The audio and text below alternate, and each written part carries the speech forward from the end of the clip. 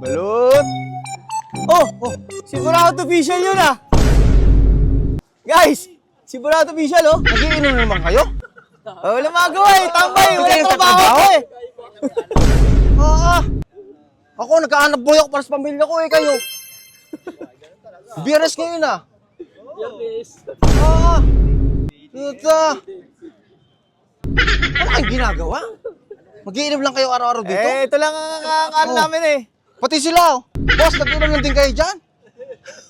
Boss, baka gusto yung bumili. Boss, baka gusto yung bumili. Bumili ka naman! Puta, damong pere! Dito ka pala. Boss, baka gusto yung bumili. Boss,